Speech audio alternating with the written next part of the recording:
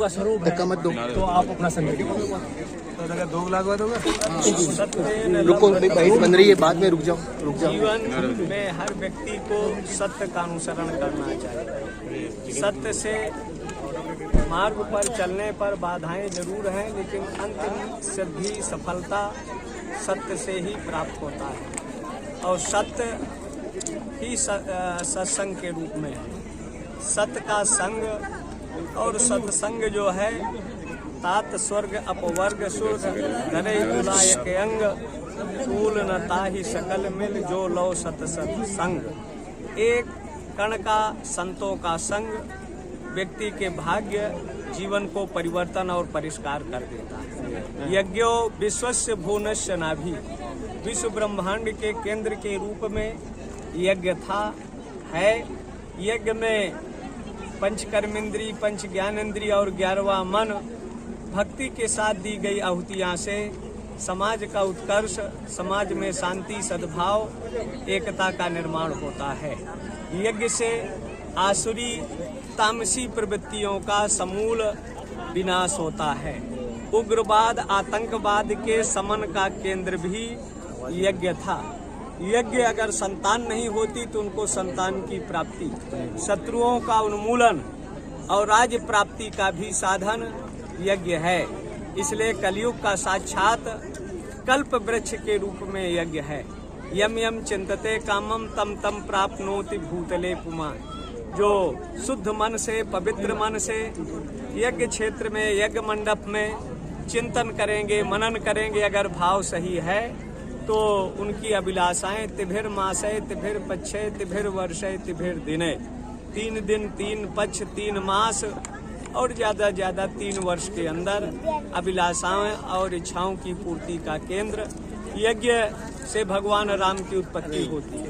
यज्ञ के माध्यम से विश्वव्यापी अराजकता और तामसी प्रवृत्तियों को भगवान राम ने नाश किया।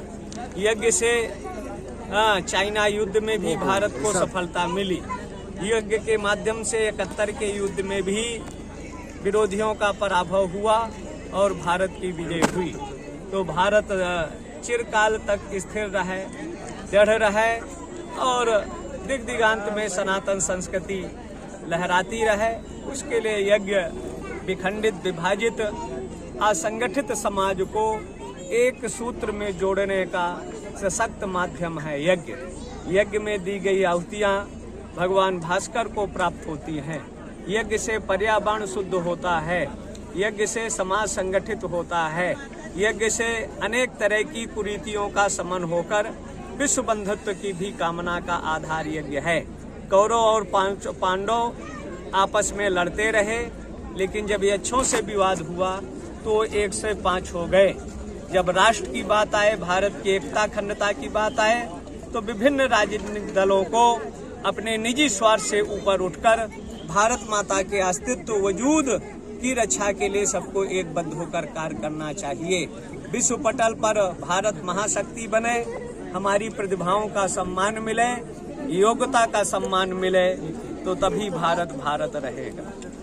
जय हो जगत गुरु शंकराचार्य की जय, बोले गुरुदेव महाराज की जय। आज की युवा पीढ़ी अपनी संस्कृति न समझ के और दक्षिण पश्चिमी देशों की संस्कृति की तरफ युवा पीढ़ी जा रही है, तो उसको अपनी संस्कृति में कैसे लाएं? इसके लिए भाई एजुकेशन LKG से हाई एजुकेशन तक गीता, रामायण और भारतीय संस्कृति की 14 विद्याओं का पठन पाठन में अगर सम्मिलित हो जाएगा तो जो अंधानुकरण हो रहा है फिल्मों और धारावाहिकों से जो परिष्कृत जाना चाहिए, तो विकृत स्वरूप पेश कर रहे हैं। जब जब सामाजिक परिवर्तन या क्रांति हुई, नवयुवकों ने किया, चाहे राम के रूप में, चाहे कृष्ण के रूप में, या वामन के रूप में, या जगत जननी दुर्गा के रूप में, और आजादी के लड़ाई में चाहे सुभाष चंद्र, भगत सिंह, राजगुरु, महाराणा शिवाजी और गुरु गोविंद सिंह, जितनी भी भूतिया या क्रांतिकारी जो थे, जिनका शहीद और बलिदान हुआ,